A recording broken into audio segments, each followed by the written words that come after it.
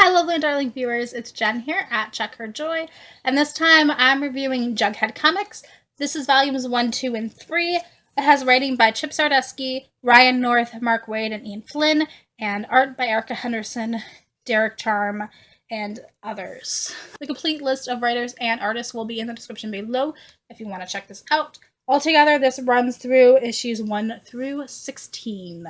I've already reviewed volume 1, but it was in this video with a bunch of other graphic novels, and I feel like it kind of got lost, which is a shame because I really love Jughead, so I'm going to do all 3 of these together, but also kind of quickly. So these comics focus on Jughead. This is Archie's best friend from the Archie comics, and while Archie has his own adventures and is awesome and really cool, and he's got his love triangle going on with Betty and Veronica, and I do enjoy those comics, I really love Jughead as a character.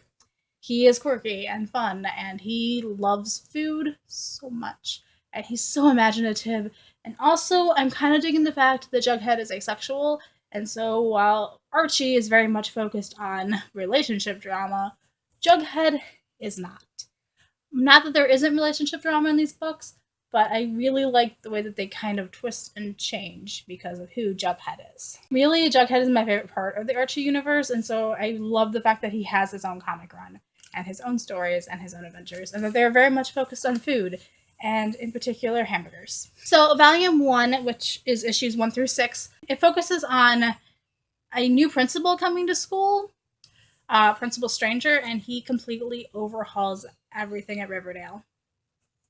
He is super focused on academic achievement, and he replaces the teachers, and the thing that finally catches Jughead's attention is when he changes the cafeteria food.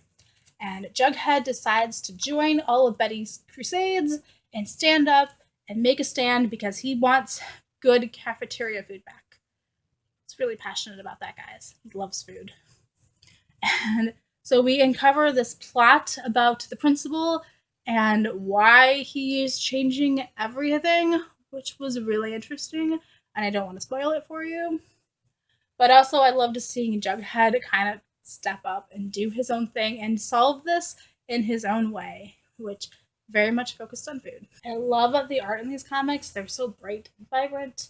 I love Jughead's look. Everything's like modernized. Like we have modern Archie, which is awesome. I also really love the Archie comics, like the new ones, the revamped ones. They are fun too. Jughead also has all these fantasies where he imagines like stories. Like this one is kind of time travel and these time agents coming back and needing help, and they kind of reenact Back to the Future references here. So tons of geeky stuff going on in here. Archie, wow. Jughead really loves video games, so that plays a huge part in this. And he's so lazy, and I just appreciate it so much. He's like, why are we in a rush to grow up, guys? Once we turn 18, we're going to have to go get jobs, and that's what we're going to be doing for years. So I'm going to enjoy these few years while we're in high school and we get to chill and play video games and eat all the time. Like, Jughead has got his priorities together. Here's a lovely pirate adventure. Like, I love the side adventures. They are such a fun part of this first volume. I'm kind of bummed that they don't really make appearances in the later stuff. And we do get to see the rest of Riverdale and Archie and those characters. They definitely make appearances, but definitely this is Jughead's comics, and he's the best part.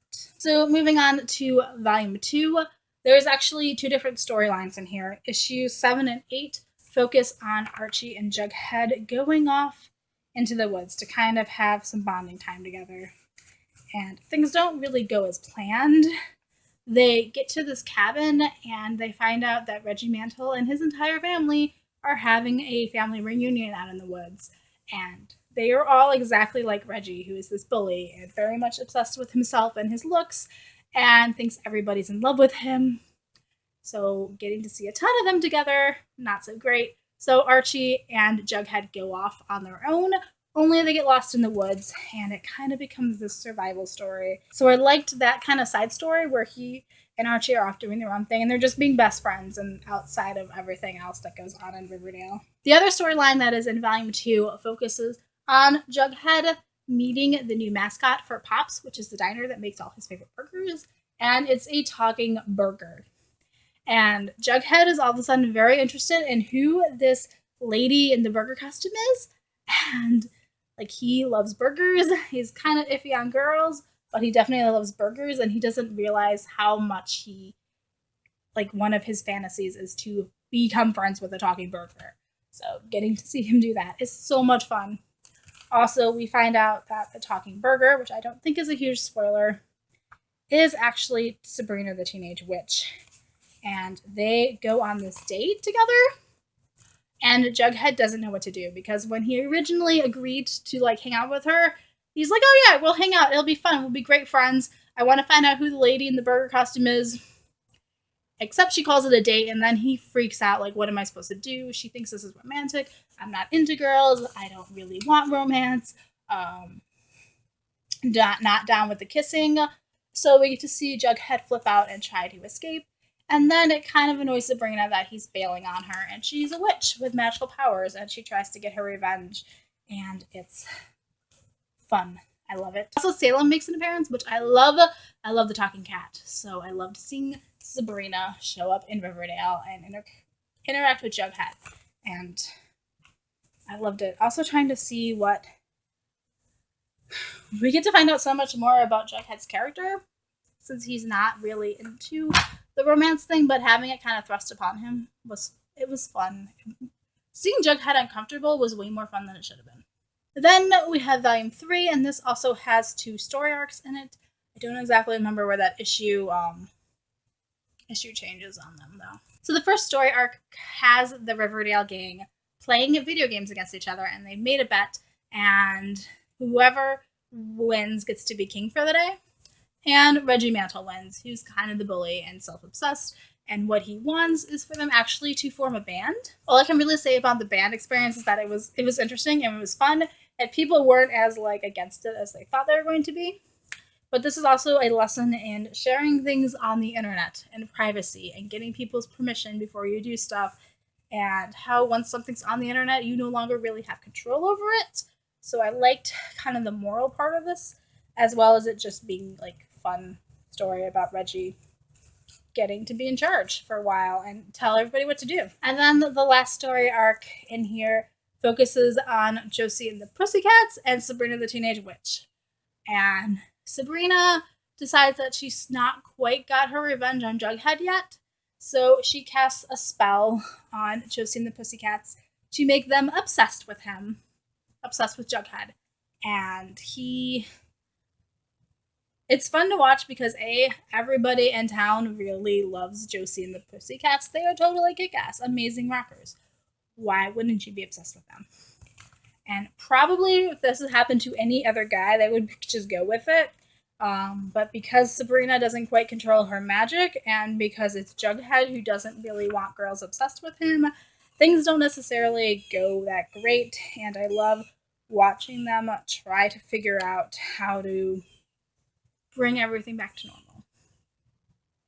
I love it when Sabrina shows up and magic gets involved. Like, I love Sabrina so much. Okay, maybe more than Jughead, I like Sabrina more, but like seeing them together is amazing, and I love these storylines. I also love seeing Josie and the Pussycats. Speaking of Josie and the Pussycats, volumes 2 and 3 each have a Josie and the Pussycats comic at the back. Volume 2 has issue 1 of Josie and the Pussycats, and volume 3 has issue 6.